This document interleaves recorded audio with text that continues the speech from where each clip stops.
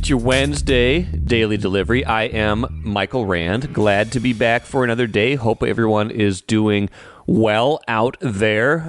Good show coming up. Velle E. Neal III from the Star Tribune joins me here in just a few minutes to talk bunch of stuff, a little bit of wild talk, U.S. soccer talk, a little bit of Loons talk, Twins talk. Should they trade Max Kepler? Things like that. Even a little bit of Wolves thrown in the mix, too. So lots to get to with Velle in just a few minutes here. Got a little bit of a NFL mock draft rant at the end of the show. Something caught my eye yesterday, and I can't shake it. It's bothering me, so I'm gonna work through it. I'm gonna talk through my feelings on this show. Kyle Anderson thought he's going to the Warriors in a minute here. First, though, what I miss: Twins win 5-3 against the Tigers. That's good if you're a Minnesota Twins fan, which most of you are. Bad news is that Royce Lewis, stop me if you've heard this and you've had to hear it way too many times, had to leave the game with an injury. Left groin tightness. That doesn't sound pleasant. Had to leave the game because of left groin tightness. Was not terribly confident after the game. Royce Lewis is about as optimistic a person as you will find, probably about 100 times more optimistic than anybody you will find in the media. He said this after the game, after he had to leave with yet another injury, said, probably not very optimistic, to be honest with you. I'm praying, but it's usually always horrible news, so we'll see. That sounds, unfortunately, like a guy who has been beaten down by all of these injuries. Let's take a brief look back at all of the injuries he's had, all the time he's had to miss, because it is daunting. It is daunting to look at. This is a guy who still, for how great he has been already in his short career, number one overall pick in 2017, still only 24 years old, be 25 here in not too long, I believe. Actually, he's 25 now. He just turned 25 in June. For all of what he's done already, he only has in his major league regular season career 344 at-bats. 344 at-bats in his entire major league career. 377 plate appearances in his major league career. It feels like a lot more because he's been here for a while now. He made his debut in 2022. He's had so many big moments already, but they have been constantly interrupted by injuries. So here's just a quick look at what's happened. These are all in the last 3.5 years. So February of 2021, tears his ACL for the first time. It was an offseason injury, kind of a freak thing, slips, something happens to his ACL. He is lost for the year, has to go into rehab. And mind you, this was after his entire 2020 minor league season is wiped out because of the pandemic. Remember, the minor leagues did not play a season that year. They trained. I'm sure they saw some live pitching, but nothing replicating what you would normally get out of a 100-plus games in a minor league season and things like that. So that is wiped out for him in 2019. Then in 2020, doesn't get to play in 2021 because of the torn ACL. Rehabs it, comes back, gets up to the Twins in 2022, despite all he's had to overcome, despite the injury, despite not having a minor league season in 2020. Gets to the Twins in 2022. They play him in center field. He tears his ACL again.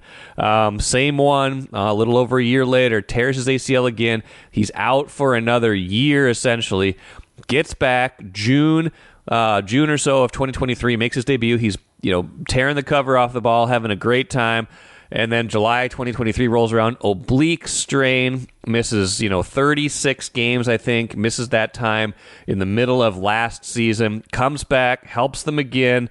Then he has to go on the injured list again with that hamstring strain that we were worried was going to keep him out of the playoffs. Does get back into the postseason, has the postseason heroics, can only really DH, though, in the postseason, but does carry the offense, carries the Twins, homers in his first 2 playoff at-bats, helps them win a playoff game and a playoff series for the first time in about 1,000 years. So he's got that going for him, which is nice. This year, everyone's got the positive vibes. Royce Lewis, breakout season. Third inning of the first game. Quad strain, out 2 months after he had homered and had another hit in that game. So he was batting 1,000 for about 2 months, but not the way the Twins wanted him to. Comes back, he's crushing again, and now this groin strain. Now the question you have to ask at this point is it bad luck? Is it injury prone? I don't know. It's been a lot of different things, but it's ligaments, it's muscles, it's soft tissue, it's this and that. It's not broken bones at the very least, but at least those feel a little bit less. Actually, if it was a broken bone, you might say, okay, that's a little bit more of bad luck. What is this with Royce Lewis? What do we make of the fact that he can't seem to stay on the field? That's been all of these other different kind of soft tissue kind of things, ligaments, strained muscles, things like that. I don't know. I don't know what to make of it. I just hate it for the Twins. I hate it for Twins fans. I hate it especially for Royce Lewis. Twins are really hitting their stride right now. 48-37 after that win over Detroit. The offense doing its thing. They survived that 2 months without Royce Lewis earlier in the season, but I don't love their chances of thriving without him. They can survive without him for a little while here. We'll see what the results of the MRI or whatever testing they're going to do today. They can survive for a while without him. And a groin strain probably isn't the end of the world, but we will see. I don't think the Twins, I don't know if the Twins are terribly optimistic either, but they have to keep plugging away. They would love to see a stretch of a whole season where they get Royce Lewis, or even half of a season. They haven't even had that. He's got, 370-some plate appearances in his career. That's like half as many as Chris Parmalee. I was just looking up who's like random Twins. Chris Parmalee had like 900 plate appearances in his Twins career. He's got more than twice as many plate appearances as Royce Lewis in his Twins career. That's how infrequently Royce Lewis has been able to be on the field in his young, short career so far. So they would love to get him on the field some more. We will see if they are able to do that anytime soon. Like I said at the jump, Kyle Anderson, the man they call Slow-Mo. Royce hates that nickname, by the way, so we're getting rid of that. He is headed to Golden State, 3 years, $27 million. Probably too much for the Wolves at this point, given their luxury tax constraints. You could see the writing on the wall once they went all in the draft, added Rob Dillingham at the number 8 pick, which adds some salary this season. They had another first-round pick, Terrence Shannon Jr. He's adding to the payroll as well. That was the direction they decided to go. They're going to play faster.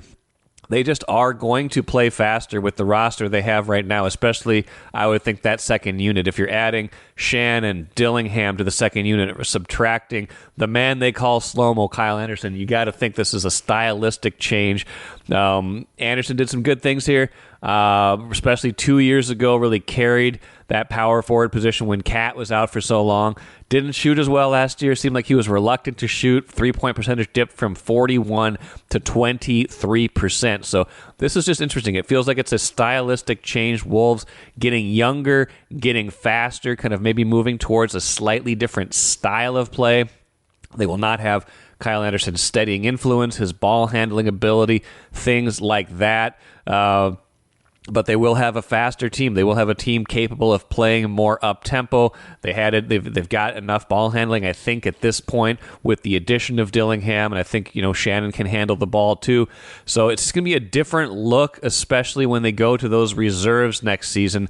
I'm interested to see how it looks, wondering how much they will eventually miss Kyle Anderson. But I like this for Kyle. I like him playing on the Warriors with Steph Curry. I think they are two high basketball IQ guys.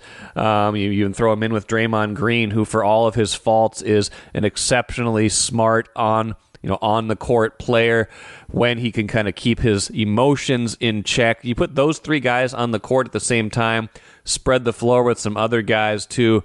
That could be a pretty good look for them. So a good fit. Just the time had come for him in Minnesota. We will see how it goes. But the Wolves definitely going up-tempo now that they don't have Slow-Mo. I'm Nyla Jean Myers, Senior Assistant Sports Editor at the Star Tribune. Thank you for listening to Strip Sports Daily Delivery. This work is made possible by our Star Tribune subscribers. For unlimited access to the articles mentioned in this podcast and our coverage of Minnesota sports from pros to preps, go to startribune.com/subscribe. Happy to be joined today by Star Tribune columnist Velle E. Neal III. I want to engage you on a number of things, Lavelle. First off, how are you? I'm doing great. Appreciate you having me on. Appreciate you coming on the show. Bunch of things, like I said, but we got to start with U.S. soccer. That is one of the big kind of national talkers right now. I watched a good deal of the Panama game that turned into a 2-1 debacle, the red card, the inability to hold the 1-0 lead. Watched almost all of the Uruguay match on Monday night that finished off their chances in Copa America. These problems run deeper than just a couple games, but a lot of national chatter right now about the future direction of this program. What do you see right now? Yeah, I mean, I started following this team like the '94 World Cup when it was here in the United States. Right. Was kind of hatched my interest in the game because I saw all these great players and wondered, what are they doing when they're not playing in World Cups? So that kind of got me involved in English soccer. And at the time, I think we only had 2 or 3 guys like playing in Europe. I think Kobe Jones was at Coventry. John Harkes was playing Nottingham Forest, I want to say. Eric Ronaldo was actually in Germany, FC Saarbrücken. He had a few guys. But now we've got American players who are regulars for their teams in Europe. They have played in Champions League games. They're playing for they've played for the most storied teams in Europe: Borussia Dortmund, Chelsea, Juventus, Barcelona. And it seems like the level of talent has increased exponentially since 1994, but it's not translating to the team. And goal scoring has always been an issue, it seems like. It looks like Florian Balogun is like the closest thing we have to someone you can rely on, but we have not been able to develop a striker. Defensively, I think we have taken a step back. I think Matt Turner is probably no better than Tony Meola back 20, 30 years ago. I just don't think with this talent level and with the players they have, there should be more productivity. We should be crushing in CONCACAF. Mexico's on the downslide. Canada's gotten better, but we shouldn't have problems when we play at Trinidad and Tobago or play against the Panama. We should be crushing those teams, and we're not. Yes, following a man down is an issue like they did against Panama. But you know what? You've got to get a result. You got to be able to circle the wagons and make adjustments and come up with a positive result. And they failed to do that. The other issue, too, is that Timmy Weah, who's a nice guy, apparently, lost his mind for a second and whacks a player and gets red carded. Now, I would say that was just kind of an unfortunate thing, but Sergino Dest got ejected from a game, too, for kicking the ball in anger. So what's with the comportment here on this team? And is that a reflection of how they're being coached? Is that a reflection on the manager? So personally, I want to see a change. And I hate saying this, but going into the tournament, part of me hoped that the United States would not get out of group stage so they can make a move at the top. I thought it was crazy they brought Berhalter back. It was a great opportunity for them to go find someone with a pedigree who has a history on the international level and try to move the program forward that way. But they brought back Berhalter, and I don't see anything different. And I don't see anybody getting better. I think Gio Reyna being more incorporated into the team is a plus, but I need to see more. And it's not there. I wish we had a box-to-box midfielder. I don't think we have that, although Lester McKinney should be that. Yeah. So, I mean, there's some things here that I'm ready for a change. This is a big stage. You're at home in this tournament with your best collection of players ever. You can't get out of group stage. There has to be consequences for that. So let's reset the button here and get ready for the 2026 World Cup when it's back in the United States. Well, and that's the big thing, right? I mean, obviously, any World Cup cycle is important for a national team, but when you are the host, like they haven't hosted a men's World Cup in, this will be 32 years. We're going on 30 years since they hosted 94.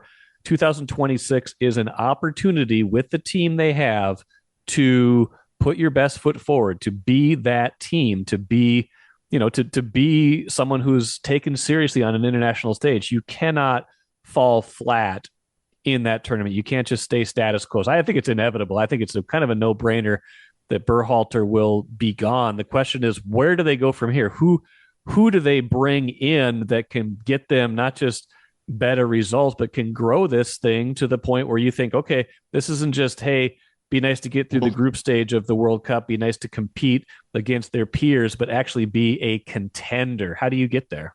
Well, my pie in the sky would be to bring in someone like Jurgen Klopp, but he has no experience with international football, so I'm a little worried about that. I'm not big on Mauricio Pochettino because it seems like he's a little high maintenance.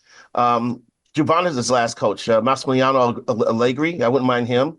And Terzic, who was at Borussia Dortmund, I wouldn't mind him either. There's a lot of national guys with credible guys they could look to bring in here. Luis Felipe Scolari, he's still coaching, and he's got World Cup winning experience. There's people out there that they could bring in and take this thing to the next level. So, I'm not against the American coach, but the guy I liked is now coaching the Canadian team, who's formerly coaching Leeds, Jesse March. Yeah. So I don't know what other American coach would be a good candidate. Peter Vermes, I don't know. So this is a great opportunity because the players that the United States have now, they're playing in Europe. These coaches know these guys now. They can come in and hit the ground running with these guys and instill a new formation or instill a new mentality or a new way about going, a new way to go about their business, man. So I'm embracing change here. Yes, so I think a lot of people are. Berhalter has had a long run to get this thing right, and it's time to look at someone else. Related question. We got a bunch of things I want to get to, but kind of related to this international cycle we're in with, Euros and also, of course, the Copa America. What do we make of the Loons right now? And they've had injuries. They've got guys missing. They've sent out a couple guys on transfer. They've got no depth. How much of their struggles lately is just that, and they'll be fine once they get all their players back? And how much of it is, hey, what we saw at the start of the year was a little bit of a mirage to you? Well, I mean, they got to take some blame here. Yeah, I mean, there's been injuries, no doubt. They got to take some blame because it's the players they brought in have not done the job. I mean, they just sent Eriksson back to Scandinavia after him being an abomination. Now, I feel bad for the Honduran defender. I can't remember his name right now. I apologize. He was a success story with them, taking his game to the next level. But apparently he made every intention. He may let it be known that he intended to run down his contract and leave. So the Loons felt they needed to move him now to get something in return for him. So, I mean, that's an unfortunate thing. But it's left the cupboard bare. The new players they brought in have not been that great. They've had a boatload of injuries. I've never seen this, the amount of players they had to call up from their B squad. Reserve team. Yeah, the reserve team to come in and fill out a roster, as a result, you don't see the firepower. They've competed in games, and they've been rarely blown out or blown off the pitch. But it's a combination of bad luck, but some of this is self-inflicted by the personnel decisions during the offseason. Well, they were such a charming little story for a while. We were like, man, Ramsey can sure coach, pushing all the right buttons, doing it all without any contributions from Reynoso, which that saga is over. But now you're right, the depth just isn't there, and it's strange. MLS is always going to run into this problem where their season, they got these international breaks where they're just going to lose guys in the middle of the year. But you're right, to not have enough depth there, and maybe this is just a 1-year problem. Maybe this is, they're going to get this fixed and figured out. But it's hard to see something like that get derailed so easily just by not having a few of your key guys. Yeah, and I wonder if this is what happens when your new leader El Ahmad wasn't able to join the club, until at the end of Barnsley season. Is that the offshoot of that, and the head coaching search? And the head coach isn't even there until like the fourth match of the year. It was none of that mattered for a while they were winning. It feels like it matters more now, doesn't it? I just feel like they're going to put an asterisk next to the 2024 season. Well, they're going to try. It's year zero. Year zero. Because all the stuff that wouldn't happen, how they acquired players, the leader, the search for a new leader, the search for a head coach. It just seemed like they were starting 2 steps behind every other franchise in the league at the beginning of the year. And I think that's one of the reasons why they're at where they're at right now. Let's see what happens once the international windows are the Euro 2024 and the Copa America are over. Let's see how things are when the players are back from those tournaments and rosters are full again. So this also leads to the argument that MLS should just join the rest of the world and Yes. play in the winter months, Yeah. which I I don't know. Coming to Minnesota in Well, January, that's I think that's asking a lot here. it is, but they pretty much play all the months anyway. Jeez, I mean, their season is like a million years long. It wouldn't. I mean, I don't know. It makes sense from a certain standpoint here, just because you don't have to battle a lot of those other leagues for eyeballs. It does make a certain amount of sense, but you're always going to have this problem because nobody's Right. going to adjust for MLS. You're not going to change the international No. schedule for MLS. That's obviously not going to happen. Not happening. I don't know if they did go to a fall, winter, spring schedule. Could they have the northern teams just play on a road in the southern half of the country for the first several weeks? I mean, I've been screaming for that for baseball for years, and they've failed. They failed to do it consistently. Getting the Twins and Cleveland and Chicago south to start the season, they're unable to do that. So I don't know if it's able to be done in MLS if they decide to flip the calendar to later in the year. I know you talked to Wild general manager Bill Guerin a couple of weeks ago before the draft, before free agency started. I think everybody's pretty excited about their first round pick. My question for you, Lavelle, is they were pretty for them. A lot of these guys are two-way contracts, so there's a lot of names, but maybe not a lot of substance. But they did on the first day of free agency Monday sign Yakov Trenin, 4 years, $14 million. Guy who's good on the penalty kill, guy who's going to give some credibility to probably that middle six forward group. Does that move the needle for you at all? Where does that put you in terms of how you're thinking about this team? Well, talking to Billy, he pointed out one thing he wanted to get bigger. Yeah. I asked him about second line scoring, which I still think they need to address. Yes. But he's banking on Gaudreau, Hartman, and Johansson improving. I'm like, man, we've seen these guys now for the last couple of years. If they're not going to get it done, and trust me, if Dean Evison gets hired anywhere, Gaudreau's going to want to go play for Dean because they're tight. They're dogs. So I like to see some form of second line scoring because I like seeing Boldy, Eriksson-Ek, and Kaprizov on that top line. We got to round out the middle six here and make them stronger. The new guy brings size. They needed to get bigger.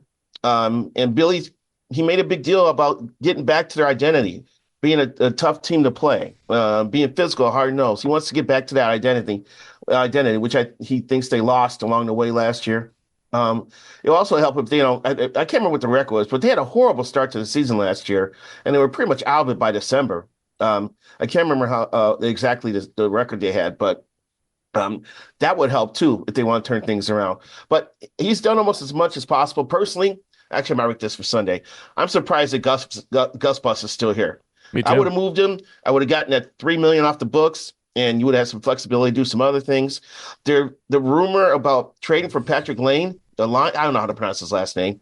Apparently, there's some fire there with that smoke. I know that guy could score. I've seen him torment the Wild when he was with Winnipeg. Yeah. He's still in the player assistance program, which is kind of a concern. He also has not stayed on the ice a lot the last 2 or 3 years. That's a concern. But man, when he's on the ice, he's a scorer. Right. He is a scorer. But he's looking for a change of scenery. Could the Twins? Could the Wild flip Gus Bus for Lane? I don't know. That's something to watch here. But I'm just surprised. I think considering they still need one more year before they're out of cap misery. Right. And they're signing guys as short-term contracts, except for Maxim, bridge contracts that a lot of stuff's going to be coming off the books. They're going to be potential. They're going to be positioned to pounce next offseason. And I want to see Jesper Wallstedt in a backup role this year so he can get some more experience so he can hit the ground running next year. So trade Gus Bus and let's keep this thing going here.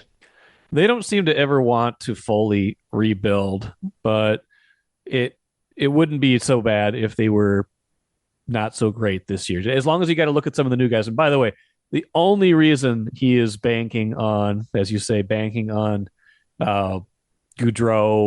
Hartman, Johansson, the guys we already know, is because he's not banking anywhere with money. He doesn't have money. They don't have money to buy anybody else right now. They have 5 really good forwards if everybody's healthy. They know they don't have a sixth. Even Hines said it the other day. He was like, seems like we've got our top five and then we're cycling something through. Then you give guys opportunities. If you're just giving guys opportunities, you don't have enough top six forwards. You have five. And that's assuming everybody is healthy at once, which is very rarely the case. Correct. Especially in that sport because you're getting a lower upper body injury like every other week. So, yes, but yeah, I agree. Everything you just laid out says a trade for Lane should be the way to go. But I don't know. I haven't looked at their cap situation now that they signed the kid yesterday. Well, they've got about $3 million in space right now. So Gus would give them about $6 million, and they could squeeze Lane under there. Yeah. Could they still sign their draft picks? I mean, I was talking to someone. Someone told me like there's a team, was it Colorado? Someone's like only $600,000 under the cap. I was like, how the hell do you sign your picks? Well, the Wild last year were like $12 under the cap. They had to keep shuffling guys up and down in the minors because they didn't want them on the roster for an extra day, counting, an extra $22 on the cap. They were so close to the cap last year. Yeah, Billy told me too. He wants to fortify Iowa. He wants better players there, and I don't know if that means he has to. What does that mean? More depth so they can call up. Who cares how good Iowa is? That's what he wants. He wants to have guys come up who can step in if guys are injured. Okay, well that makes sense. I don't care if Iowa's any good, but having depth is fine. One way he could do that, though, I think he could sign a couple veteran type guys and who kind of like tweeners and carry them through camp and wait till the end of camp, see if they can sneak them through waivers and get them down to Iowa that way. So, okay. Well, we'll see. That may be his approach. Trennan's a guy that's going to help. He doesn't move the needle for me. He's a guy who will make them better on the penalty kill, obviously, and that's a huge area of weakness. But they don't have the money right now to make the moves that are going to move the needle, and I think they know that, and they're just trying to get by this year with as much kind of win with grit. I don't think that's exactly how they want to win forever, but that's how it's easier to win that way if you don't have skill. Right. And all you Wild fans out there keep chirping at me about, well, once the money goes off the books, they got to extend Kaprizov and they got to lock up Faber, and that's going to take up all the money. That's not true. I talked to Billy about that subject directly. He said, oh, no, we'll have some flexibility to add some other guys here. Yes. That's not going to be a problem. Because other guys come off the books at the same time, and Kaprizov's already making $9 million. I mean, it's not like his extension is going to be that much more than that. So yeah, they'll be okay. They'll have some money to spend, even if it's not everything. Couple more subjects for you, Lavelle. Number one, I want to know what you think of this. Timberwolves made a splash on draft night, obviously, trading their 2031 first round pick to the Spurs to move up to number 8, taking Rob Dillingham, a guard who should help them right away. Got Terrence Shannon at 27, a guy you're very familiar with from Illinois. Yep. Is there going to be a bigger move this offseason than what we saw from them on draft night? Well, it's kind of like the Wild situation. I don't know how much more the Wolves are willing to pay in luxury tax hits because apparently they're into the dreaded second apron. Second apron, yes. Yeah, so we got to get a better word. We got to get a better term for that, by the way. I don't like second apron's it sounds so technical. You're right. I don't know what you want to call it. There's in the red and there's in the purple. I don't know, something like that. You're in the purple. There you go. Yeah, they're in the purple now. But I think Terrence Shannon is going to come in, and I don't know if he's going to break into the main rotation, but I think he's going to contribute as a rookie. I think he's in a better position to contribute than Dillingham, and that's no knock on Dillingham. He's 19, yeah, so he's got plenty of upside. And he's small too. Shannon could play 3 different positions. Right. I mean, he can come up and initiate the offense. Is he a point guard? No, but he can initiate if he has to. Yeah. But he can play shooting guard. He can play small forward. He likes playing defense. You look at his highlight films, lots of steals. And I love how he attacks the basket, and I love how he finishes. That's doors of his strengths. So I think he could fit in I think he can adapt to what the Wolves stand for in terms of defensive discipline. And that would keep him on the floor, and he'll provide some scoring, which they're looking for. But to be honest with you, I hope Alexander Walker is working on his 3-pointer this offseason, and I'm hoping McDaniels is trying to take his offense to another level to go with his great defense. Yeah, and the only way this would be a bigger move, I would think, is if they, A, convince someone to come here on the cheap who's really good, or B, it'd be a trade. It would have to be a trade. And I don't think they're going to do that. Royce keeps saying, don't believe that they're not trying to move Cat. I don't think it's anything that he's reported. I think it's just his sense of, don't trust these guys because whatever they say isn't going to be necessarily what they do, but just doesn't quite feel to me like this is the offseason that they're going to make that kind of move. Yeah, and Oklahoma City's trying to fortify their roster. Some teams in the West are trying to get better. It's going to be a bloodbath, I think, next year in the league. So, Conley's got his work cut out for him. I approve of what he did during draft day. I'm curious to see how he feels about the rest of his roster. A couple more things. Like I said, one, you're writing about this, I think, for Wednesday's paper. Max Kepler would be an interesting trade possibility. The Twins don't, if they don't want to dig into their minor league roster for any pitching upgrades as the deadline gets closer this month, if they don't want to do that, he is someone on the major league roster. He's expiring contract, things like that. What do you think? What would you do if you were them with Max Kepler? If everything was, I would trade him. Okay. Okay. Under normal circumstances, I would move Kepler and get what I can for him. Teams have always opponents have admired Kepler's defense. And, he can provide a little offense as well. And he can get hot. He can have a hot month and damn near carry a team as well. Under normal circumstances, I would do that. I'm a little apprehensive right now because their other left-handed hitters have been horrible this year, and they have let the franchise down. And they need left-handed hitting really bad. You look at their numbers versus right-handed pitchers and left-handed pitchers, they're struggling. So that's Julian, Kirilloff, and Wallner. Those three guys who all contribute. Two of those three definitely contributed last year. They all played themselves down to St. Paul this year. And it's disappointing. I don't know if Julian's gotten on track yet. Wallner showed some flashes. I saw him play in person about a week and a half ago. Although he struck out 3 times and had a bloop single that drove in 2 runs, so it wasn't really that impressive. And Kirilloff is injured with this mysterious injury that no one knew about until they tried to send him down. I was talking to someone 3 weeks ago about Kirilloff, and they're like, "We're baffled." He says he's healthy. His wrist doesn't bother him. His shoulder doesn't bother him. We don't know why he's not hitting. He's not making adjustments at the plate. What's going on? Well, they said, all right, he's hitting around 200 now. Let's send him down. And then once they sent him down, they found out he's injured. That's not a good look right there. No. So I don't know. I mean, I would look to see what I can get for Kepler, but these 3 guys at St. Paul need to start hitting so they can balance out this lineup.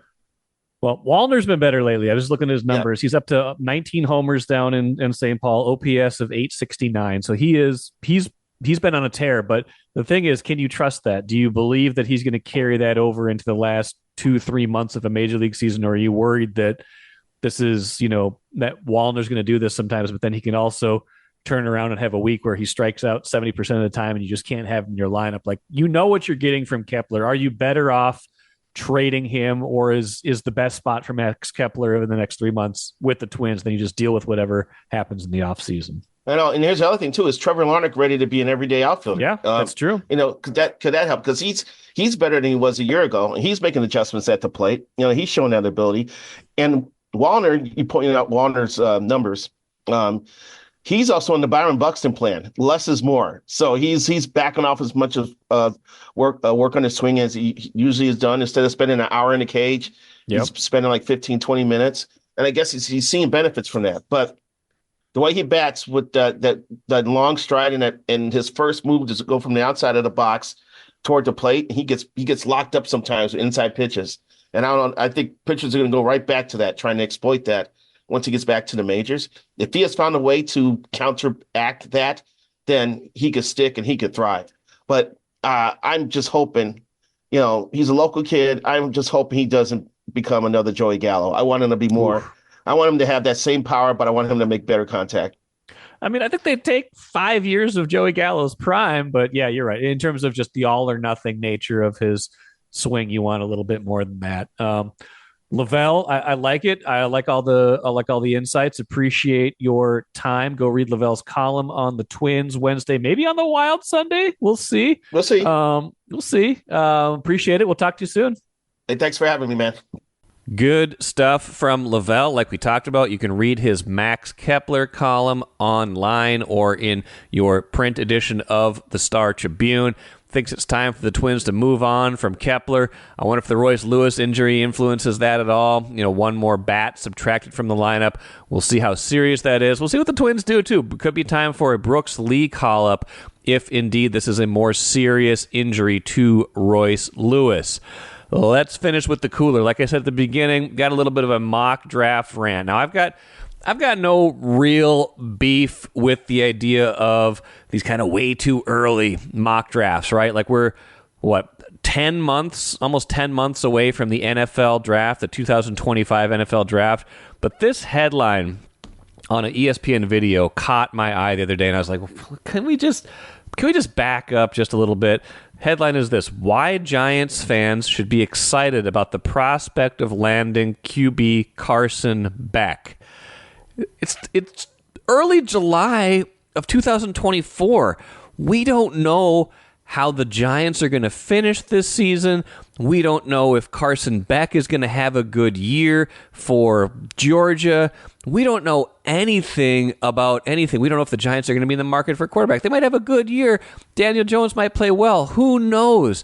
It's fine to rank these prospects, try to sort the prospects out, but to have a headline, why Giants fans should be excited about the prospect of landing QB Carson Beck, and this is playing off of their mock draft that suggests the Giants will trade up. We're making a mock trade before anybody has a win or a loss. They'll trade up with New England to get the number 1 pick to land Carson Beck, the theoretical number 1 overall pick. It's just we're playing too far into the future. We're playing too many hypotheticals. I get that people love that. I get that the fans, they love the possibility. They love what might happen. Some of them might just rather speed through this season and say, okay, get to the offseason again. I want to see what we get. I want to see how we might get better. The seduction of it is undeniable because the possibilities, because there are no true wins and losses. You can kind of move the pieces around. You can try to figure out how your team might do as opposed to the cold reality of starting 1-4, how your team really is, things like that. I get it, but man, why they should be excited about the possibility of landing Carson Beck 10 months before the draft, 2 months before the start of the regular season that will determine your draft order, will determine if you even need a quarterback. That to me is a little bit too far. That to me is frankly absurd, and I don't like it. I don't like it at all. That will do it for me today. No show tomorrow, 4th of July, Friday. Be back with the show. Chuck Ioki, U.S. Paralympic athlete from Minneapolis, will join me. Paralympics start in a couple of months here. Had a chance to chat with Chuck this week. Really good conversation just about his journey. Also a little bit of Minnesota sports talk. He is a huge Minnesota sports fan, loves the Vikings, living out near Ann Arbor, and has been scouting J.J. McCarthy this year, so we'll have a little bit of his takes on J.J. McCarthy and the Vikings, get into a little bit of that, but mostly just some really good conversations about his journey and the Paralympics coming up here later this summer. Until then, have a great holiday. Back at it again on Friday.